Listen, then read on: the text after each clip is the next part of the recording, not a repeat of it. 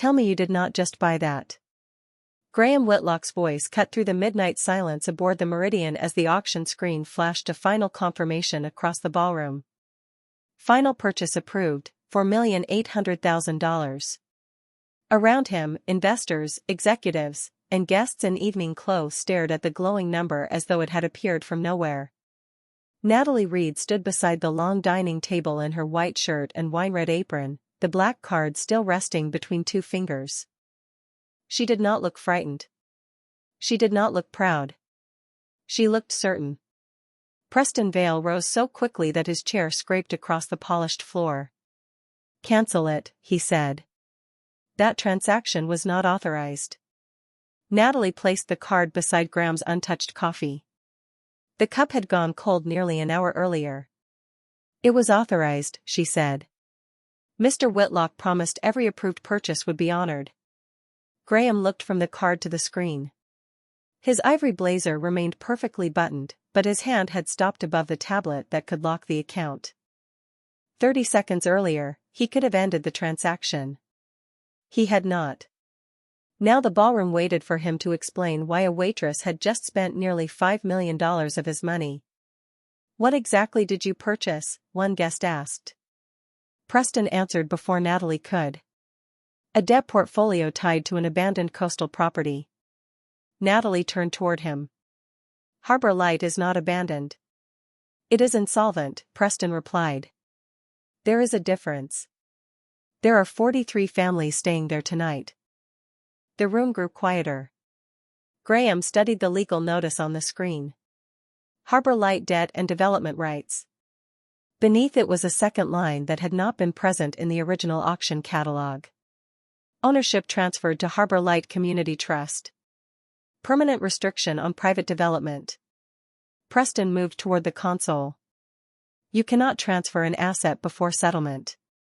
Natalie reached into the pocket of her apron and placed a printed confirmation beside the black card. "The transfer was filed through the closing attorney 6 minutes ago. The trust accepted it before the final bid." Graham picked up the paper.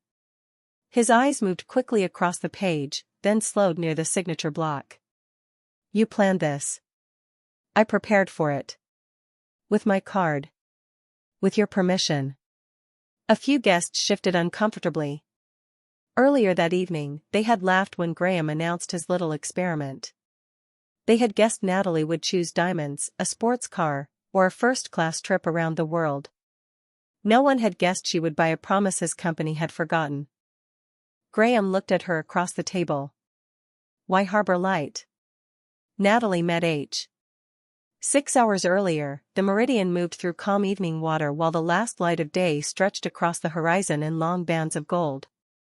Inside the main salon, crystal glasses caught the glow from the chandeliers, and conversations rose and fell beneath the soft music of a string quartet. Graham Whitlock stood near the center of the room in his ivory blazer, surrounded by investors who treated his attention like a privilege. He was 48, polished, deliberate, and known for turning every social gathering into a quiet examination of character. Natalie Reed moved between the tables with a silver coffee pot in one hand and a tray of dessert plates balanced against the other. Her white shirt was crisp, her wine-red apron tied neatly at her waist, and her expression remained calm even when guests spoke past her as though she were part of the furniture. Graham noticed details for a living. He noticed who reached for the most expensive bottle. Who laughed before he finished a joke. Who checked the label on a watch before complimenting it. He believed money did not corrupt people. It merely removed their excuses. "You can learn more from a forgotten wallet than from a formal interview," he told the group beside him. A venture capitalist smiled. "That is because everyone is honest until they think no one is watching." Graham lifted his coffee cup. "Exactly." Natalie filled it before he asked. The coffee was fresh then. He looked at her only long enough to say, "Thank you." Preston Vale stood nearby, reviewing the evening auction schedule on a tablet. He wore a dark navy suit and the controlled expression of a man who preferred every conversation to end where he intended. "The charity lots begin at 9, Preston said. The private acquisition package will close at midnight." Graham nodded without asking what was included. Natalie heard the phrase private acquisition package, but she kept moving. At the next table, a guest named Lydia Hart watched her set down a plate of lemon tart. "You do that very gracefully," Lydia said. "How long have you worked aboard yachts?" 2 years, Natalie replied. "And before that?" "Restaurants. Hotels. Wherever the hours were steady." Lydia glanced at Natalie's apron, then at the diamond bracelet on her own wrist. "You must see people spend more in one night than you make in a year." Natalie adjusted the dessert fork. "Sometimes. Does that not make you wonder what you would do with real money?" Natalie met her eyes. "Real money?" Lydia laughed. "Enough that you would never have to carry another tray." Several guests turned toward them. Graham listened now, though he pretended to study the room. Natalie answered without embarrassment. "I think carrying trays is honest work." "That was not the question," Lydia said. "The question is whether you would still be honest if the price were high enough." Graham lowered his cup. "Most people never get a clean chance to find out." Natalie looked at him. "Do you?" The directness surprised the table. Graham smiled. "Often." Preston glanced up from his tablet, already wary. Graham reached inside his blazer and removed a black card. He placed it on Natalie's silver tray, beside 2 untouched dessert spoons. "Then perhaps tonight should be your chance." The room quieted. Natalie looked down at the card, then back at him. "What are the rules?" "Buy anything you want before midnight." A guest laughed softly. "Anything?" Natalie asked. Graham leaned back with the confidence of a man certain he understood the ending before the first move. "Anything money can buy." Natalie did not touch the black card immediately. It rested on the silver tray beneath the chandelier light, smaller than the attention gathering around it. Graham watched her face, expecting surprise, hesitation, perhaps the quick calculation he had seen in countless boardrooms. She gave him none of those. "Will you honor every approved purchase?" she asked. The question changed the room. Lydia Hart stopped smiling. Preston lowered his tablet. Graham leaned back slightly, amused by her caution. "Without exception. Even if you dislike what I choose?" "Especially then." Natalie lifted the card and examined it without turning it over. "Is there a spending limit?" A few guests laughed, but Graham answered seriously. "Not one you will reach tonight." "Can it be used remotely?" "Yes." "For services?" "Yes." "Legal assets?" Preston stepped forward before Graham could reply. "This is becoming unnecessary." Natalie looked at him. "Mr. Whitlock said anything money can buy." Graham's smile returned. He enjoyed the precision now. It felt like proof that the experiment was working. "Legal assets are included," he said. Preston's expression tightened. Natalie nodded once. "Then I understand." She slipped the card into the pocket of her wine-red apron and resumed serving dessert. The guests stared after her. Lydia was the first to speak. "That is it?" "She is pretending not to care," another investor said. "Give her an hour." Graham lifted his coffee. "People reveal themselves when the audience gets bored." Natalie heard him, but she did not turn. In the galley, the atmosphere was different. The yacht staff had already heard about the challenge. Marcus Bell, the 63-year-old executive chef, stood near the preparation counter rubbing one ankle beneath his worn kitchen shoe. "Do not let them make you into entertainment," he said. Natalie set down the empty tray. "They already did." "Then give the card back." She looked through the service window at Graham's table. "Not yet." Marcus followed her gaze. "What are you thinking?" Natalie removed the card. "I am finding out whether his promise works the way he thinks it does." Her first purchase was a pair of professional slip-resistant shoes in Marcus's size. $240. The payment cleared immediately. Her second was a 90-day prescription refill for the daughter of a deck engineer whose insurance appeal was still pending. $816. Approved. Her third was a replacement filtration component the yacht's maintenance supervisor had requested 3 times. $1,400. Approved without a call. Each confirmation arrived on the staff tablet within seconds. Natalie studied the transaction codes, not the prices. The first was a retail purchase. The second was medical. The third was a remote equipment order billed through a marine supplier. 3 categories. 3 approvals. No manual restriction. By the time she returned to the salon, the guests were already discussing her choices. Shoes, Lydia said with disappointment. She had access to anything and bought kitchen shoes. Graham looked at Natalie as she refreshed his coffee. Trying to prove you are generous? No, sir. Then why spend my money on people who work for me? Natalie set the pot down. Because you had already decided not to. The nearest conversation stopped. Preston looked up sharply. Graham's fingers tightened once around the cup. Careful, he said. Natalie met his eyes. I am. That is why I made 3 small purchases first. His expression changed. First?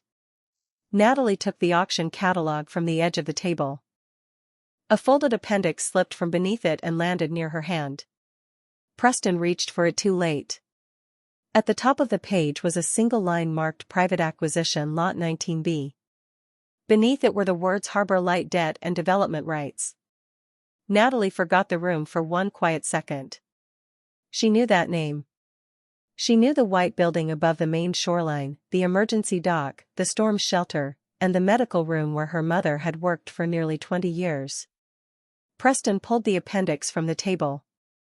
That lot is not part of the public auction. Natalie looked at the black card in her hand. For the first time that evening, she understood exactly why it had been given to her. Natalie kept her eyes on the appendix even after Preston folded it closed. Harbor Light. The name carried salt air, winter storms, and the memory of her mother coming home after overnight shifts with tired eyes and steady hands. The building had stood above the main shoreline for more than 50 years, serving fishermen, deckhands, single mothers, and families who had nowhere else to go when the weather turned. Natalie had spent part of her childhood there, doing homework in the medical room while her mother worked. It was not an abandoned property. It was a promise made of wood, lights, and people who stayed when others left. Why is Harbor Light in a private acquisition package? She asked. Preston slid the appendix beneath his tablet. Because it is a distressed asset. It is a community shelter. It is a building with debt. Graham watched the exchange from the head of the table. You know the place? Natalie turned toward him. My mother worked there for 19 years. A few guests shifted in their seats. Preston answered before Graham could. Then you understand why sentiment is not enough to keep it operating. Natalie's expression remained calm. Who owns the debt? Preston hesitated. A holding company. Which holding company? That information is not relevant to your role aboard this yacht. Graham set down his cup. Answer her. Preston's jaw tightened. Dale Shore Development acquired the note 6 months ago. Natalie looked at him. Vale. A family investment vehicle. The meaning was clear. Preston had positioned his own company to purchase Harbor Light through an auction controlled by Whitlock Capital. What happens after the debt transfers? She asked. The property will be redeveloped. Into what? A private coastal resort. Natalie looked through the windows toward the dark water. For 1 second, the salon disappeared. She saw Harbor Light's emergency dock under winter snow. The small kitchen where volunteers served soup. The upstairs rooms where families slept while storms closed the roads. Then she looked back at Preston. How many people are staying there tonight? That is not a financial question. 43, Natalie said. 12 of them are children. Graham's attention sharpened. How do you know that? My mother still volunteers there. Preston gave a restrained sigh. The residents will be relocated. Where? Appropriate services will be arranged. Natalie held his gaze. That means you do not know. Graham reached for the appendix. Preston placed one hand over it. This is not part of the public program. Then why is it on my yacht? Graham asked. Preston slowly removed his hand. Graham opened the document and read the first page. Natalie watched his eyes move across the figures. Purchase price. Projected resale value. Development yield. Nowhere on the page did it mention the medical room, the emergency dock, or the families upstairs. Did I approve this? Graham asked. Preston pointed to the signature block. You approved the acquisition package last quarter. Graham looked at the electronic authorization code beneath his name. He remembered the meeting. 47 documents. 12 minutes. Preston summarizing each item as routine restructuring. You called this an underperforming coastal asset, Graham said. That is what it is. Natalie spoke quietly. Only if people are removed from the calculation. Preston turned toward her. You were given a card to buy something, not to conduct a corporate review. Natalie looked at the black card resting inside her apron pocket. Maybe I am deciding what to buy. Graham closed the appendix. The lot is private and legally structured. You cannot simply walk into the auction and purchase it like a piece of jewelry. Can the debt be acquired by an outside bidder? Natalie asked. Preston did not answer. Graham looked at him. Can it? Technically. Can ownership be transferred after settlement? Preston's expression changed. Under certain conditions. Natalie nodded once. The 3 small purchases had already given her the answer she needed about the card. Now she needed to understand the law. She picked up the appendix from the table. How long until Lot 19B closes? Preston looked toward the clock. 3 hours. Natalie folded the document carefully. Then I still have time. Natalie left the salon with the appendix folded beneath her order pad and walked toward the staff communications room near the lower deck. The Meridian moved steadily through dark water, its engines a soft vibration beneath the floor. Behind her, the auction resumed, but the voices of the guests had changed. They were no longer guessing what she might buy. They were waiting to see whether she would dare to use the card against the people who had given it to her. Natalie closed the communications room door and placed the black card beside the tablet. She called the only person she trusted to understand Harbor Light better than she did. Rachel Monroe had once worked as a volunteer attorney for the center, helping families with insurance claims, housing appeals, and emergency guardianship forms. Rachel answered on the 4th ring. Natalie? Is everything all right? I need to know how Harbor Light is structured. There was a pause. Why? Because its debt is being sold tonight. Rachel's voice sharpened. To whom? A private bidder connected to the company running the auction.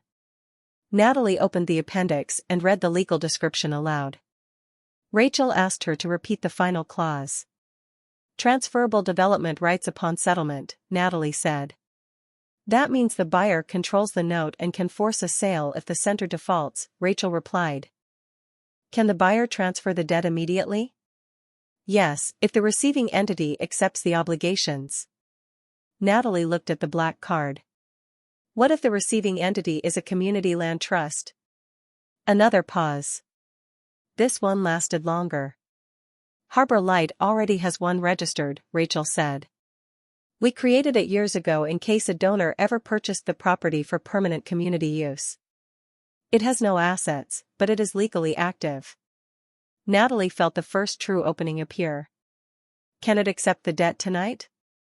If the trustees approve and the closing attorney files the transfer before the auction settlement locks.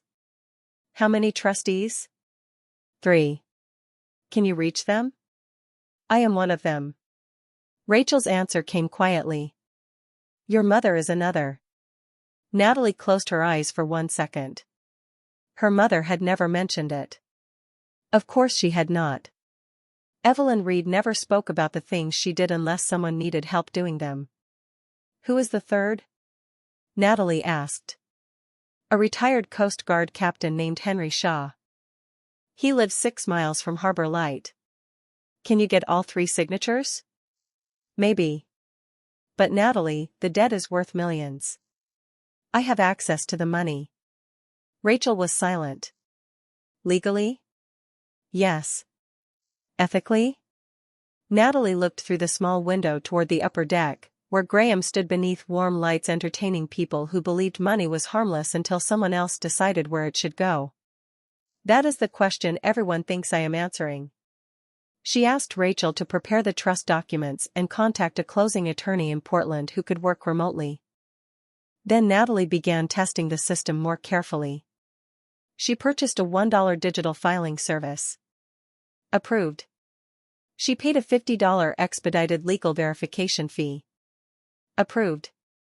She authorized a refundable escrow deposit of $500. Approved. Each transaction confirmed that the card could fund services, filings, and legal transfers. The small purchases had never been random. They were steps. By the time Natalie returned to the salon, Preston was waiting near the service entrance. You called someone, he said. I used the Yacht's guest communication line. For what? To understand the asset you hoped no one would examine. Preston lowered his voice.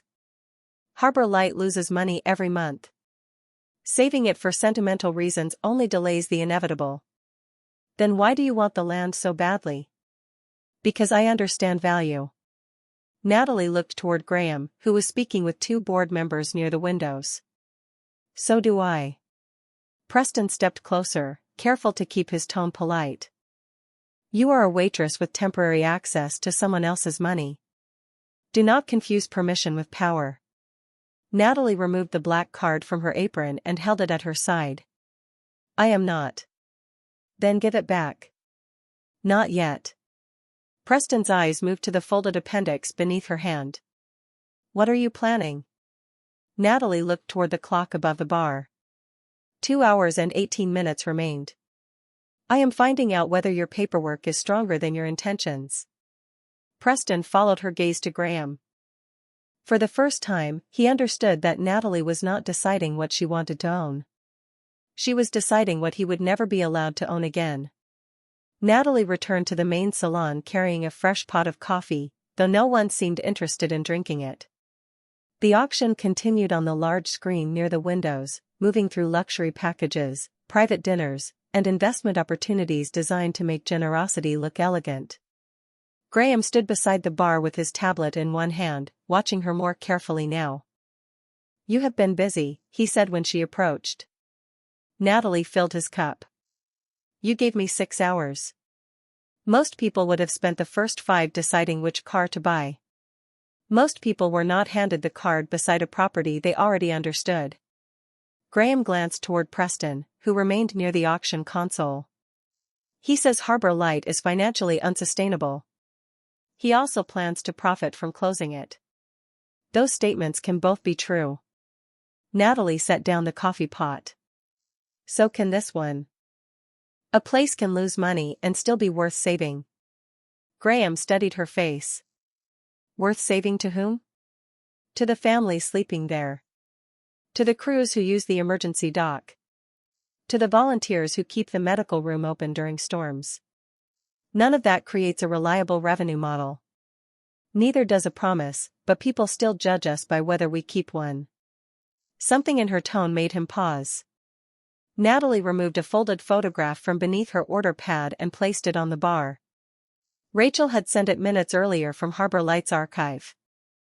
The image showed a younger man wrapped in a Coast Guard blanket outside the white coastal building. Beside him stood several rescue volunteers. Graham recognized the man immediately. His father, Charles Whitlock. On the back, written in dark blue ink, were the words Whitlock Capital will never let this place close. Graham turned the photograph over twice, as though he expected the handwriting to change. Where did you get this? Harbor Light kept a copy. My father never mentioned it. Maybe he thought the company remembered. Graham looked toward the windows. The Atlantic beyond the glass was black and calm, nothing like the winter storm preserved in the photograph. He was rescued there? His boat lost communication 9 miles offshore. Harbor Light coordinated the search and treated him until the roads reopened. Graham's thumb moved across the handwritten promise. This was before Whitlock Capital became what it is now. Before the promise became inconvenient. His eyes lifted. Careful, Miss Reed. Natalie held his gaze. I am being careful. That is why I checked the auction documents before trusting your signature. Graham's expression tightened. My signature? She opened the appendix to the approval page. His authorization appeared beneath Preston's summary. Graham read the description he had approved months earlier. Underperforming coastal asset. Non-essential charitable obligations. Redevelopment opportunity. No mention of his father. No mention of the rescue center. Preston presented this as routine restructuring, he said. And you signed it? I sign hundreds of documents. The people inside them only live one life. Graham went still. Across the salon, the auctioneer announced that Lot 19B would open in 45 minutes. Preston approached quickly. Graham, may I speak with you privately? Did you know about my father's connection to Harbor Light? Preston looked at the photograph. His silence lasted half a second too long. I knew Whitlock Capital had once donated there. That was not my question. The history did not affect the valuation. Natalie watched Graham's hand close around the photograph. The test had begun with him examining her character. Now he was standing between a forgotten promise and the executive who had converted it into development rights. Preston lowered his voice. The resort project will return more than $30 million over 10 years. Graham looked at Natalie. And what does your plan return? Nothing to me. Then why do it? She glanced at the black card inside her apron pocket. Because not every return belongs on a balance sheet. The auction clock continued counting down. Graham's coffee cooled between them. This time, he noticed. Natalie spent the next 30 minutes moving between the salon and the communications room, carrying coffee with one hand and building a legal transfer with the other. Rachel had reached Henry Shaw, the retired Coast Guard captain, and Evelyn Reed had signed from Harbor Light's small administrative office. The community trust now had all 3 approvals. What it did not have was the debt. That still belonged to whoever won Lot 19B. The closing attorney is ready, Rachel said through the secure call. But the purchase and transfer must happen in the correct order. If there is even a minute between settlement and reassignment, Baleshore can challenge it. Natalie looked at the countdown on the tablet. 26 minutes remained. Can the documents be filed automatically? Yes, if the bidder authorization is attached in advance. Prepare everything except the final signature. Natalie, this is nearly $5 million. I know. And the cardholder could stop it. Natalie glanced through the glass door. Graham stood near the auction screen with his father's photograph still in his hand. Preston spoke beside him in a low voice, pointing toward projections on the tablet. He has not stopped it yet, she said. When Natalie returned to the salon, Lot 19B had been moved forward in the schedule. Preston had changed the order. The display now showed 15 minutes remaining. She walked directly to him. You shortened the bidding window. The private lots are subject to administrative adjustment. You thought I needed more time. I think you need perspective. He lowered his voice. Even if you win, Harbor Light will still have operating costs. Repairs. Insurance. Staffing. You are not saving it. You are buying a slower failure. Natalie looked toward the windows, where the yacht's reflection floated on the black water. Then why are you afraid of losing it? Preston's expression stayed composed, but his thumb pressed harder against the edge of the tablet. Because I do not enjoy watching amateurs interfere with serious work. You are right about one thing. I am not a developer. You are not an attorney either. No. That is why I called one. His eyes changed. Natalie continued before he could respond. The Harbor Light Community Trust is active. The trustees have approved the transfer. The closing attorney has prepared the filing. If the purchase clears, private development rights end with it. Preston looked toward Graham. He will lock the card. Then he will answer the question he asked me. Graham approached before Preston could reply. What question is that? Natalie turned. Whether money reveals who someone really is. Graham's gaze moved between them. Preston says your plan leaves Harbor Light dependent on donations. At first. And after that? The trust can lease part of the dock to the Coast Guard Auxiliary, contract storm housing with the county, and reopen the training room for maritime safety courses. Graham raised an eyebrow. You prepared an operating plan in less than 2 hours? Harbor Light prepared it 3 years ago. No one funded it. Natalie handed him a summary Rachel had sent. The center does not need a miracle. It needs ownership that is not waiting for it to fail. Graham read the first page. The plan was practical. Modest. Built around services the community already used. Preston stepped in. Even with those contracts, the return is negligible. Natalie looked at him. For you. The auction screen changed. Lot 19B opened at $3,200,000. Dale Shore Development entered the first bid immediately. Natalie placed the black card against the authorization reader. A second bid appeared. $3,500,000. Conversation faded across the salon. Preston entered another. $4 million. Natalie matched it. Graham watched the numbers climb, his face unreadable. You can still stop this, Preston told him. Graham looked at the lock control on his tablet. 10 minutes remained. Natalie did not ask him to choose.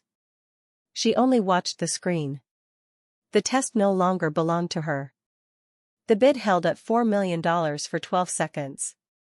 No one in the salon spoke. The only sound was the quiet pulse of the auction timer and the soft clink of ice settling in a glass near the windows. Preston entered $4,300,000. Natalie raised it to $4,500,000. Graham's tablet displayed a warning across the top of the screen. Unusual account activity.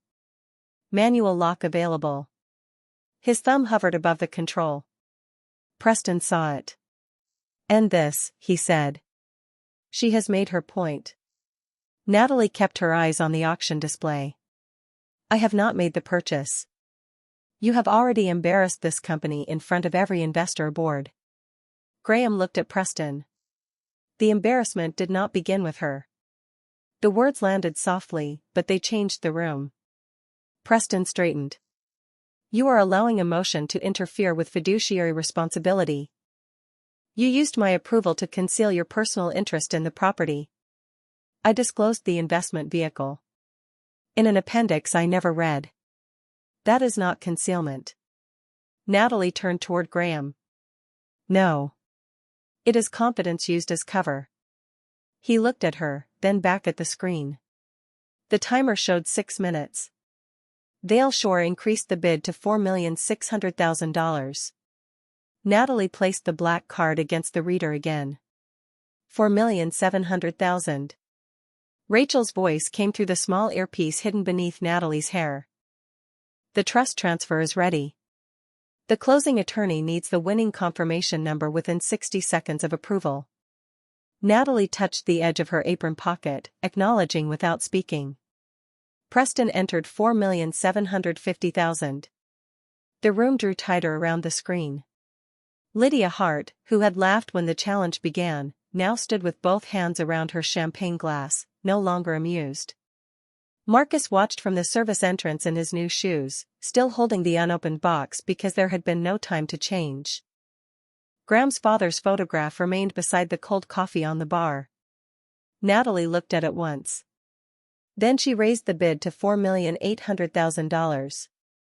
Preston reached for his tablet, but the auction system rejected the next entry.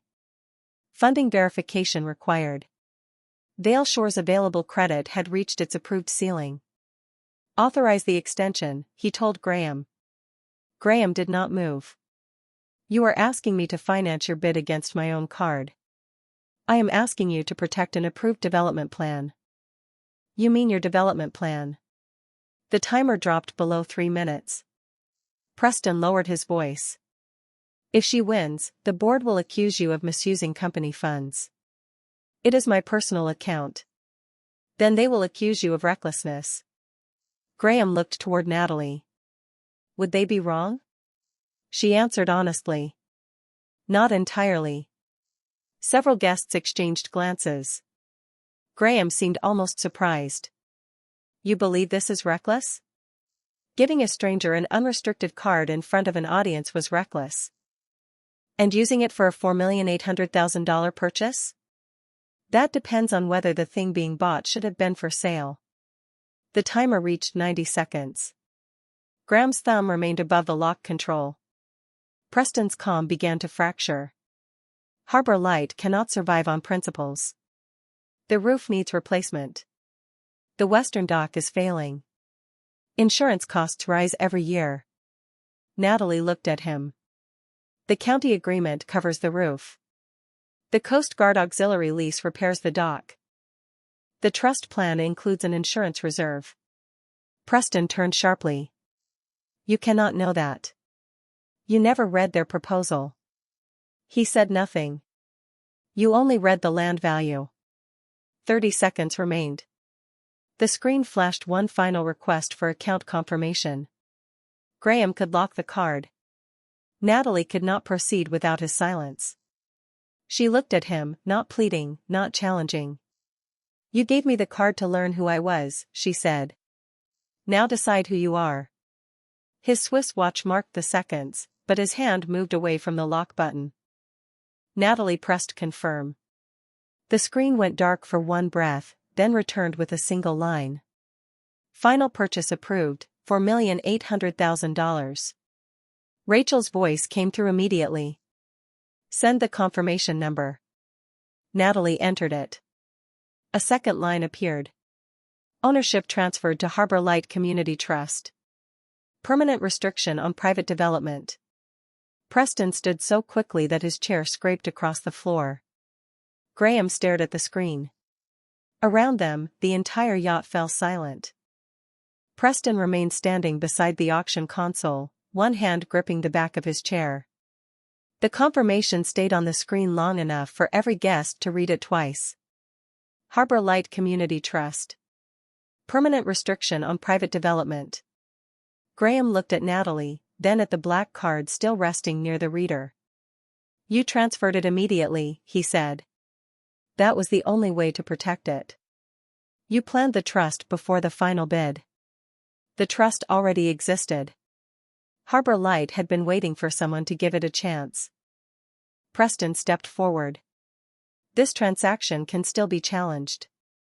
Rachel's voice came faintly through Natalie's earpiece, but Natalie did not need her to answer. The closing attorney filed the transfer before settlement locked, she said. The trustees accepted the debt, and the land restriction was recorded with the county. Preston looked toward Graham. You need to call legal counsel now. Graham picked up his tablet. I intend to. Relief flickered across Preston's face. Then Graham continued. They will review your conflict of interest, the hidden development rights, and every document connected to Vale Shore.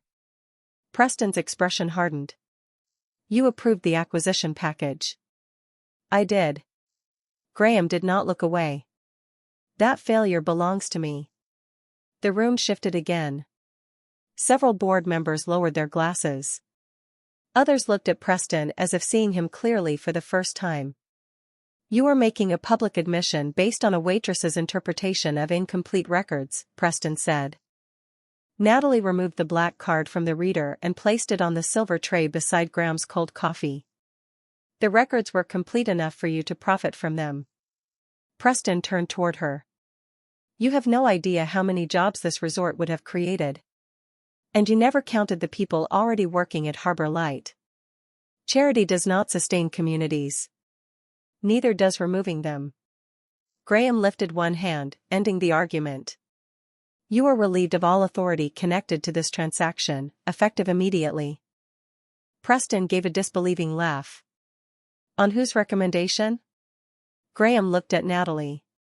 No one's. I should have made that decision before tonight. Preston stared at him for a long moment, then slowly set down his tablet. Without the screen in his hand, he seemed smaller. Not powerless. Simply exposed. Graham turned to the guests. Lot 19B is closed. The purchase will stand. A murmur moved through the room, but no one applauded. Applause would have made the moment feel easy. It was not. Nearly $5 million had changed hands, but the true cost was being counted elsewhere. Graham picked up his father's photograph and studied the promise written across the back. Whitlock Capital will cover the structural repairs required by the county agreement, he said. Natalie's eyes narrowed slightly. As a donation? No, he looked at her. As repayment. She held his gaze. That answer mattered more. Graham then turned toward the board members nearest the windows. Tomorrow morning, every acquisition approved under expedited review will be reopened. My signatures included. One director shifted uncomfortably. That could delay active projects. Then they will be delayed. His Swiss watch caught the chandelier light as he removed it and placed it beside the black card. I have spent years testing whether other people could be trusted with power. Tonight proved I was not careful enough with my own. Natalie looked around the salon. Lydia Hart had lowered her champagne glass. Marcus stood at the service entrance, still holding the box with his new shoes. A deck engineer checked his phone and found a message confirming his daughter's prescription had been filled. The small purchases had not disappeared beneath the larger one. They stood beside it, quiet evidence of how Natalie had used every dollar. Graham faced her again. What do you want now? She looked at the black card, the cold coffee, and the photograph of a promise nearly erased by paperwork. Nothing for myself. That is not an answer.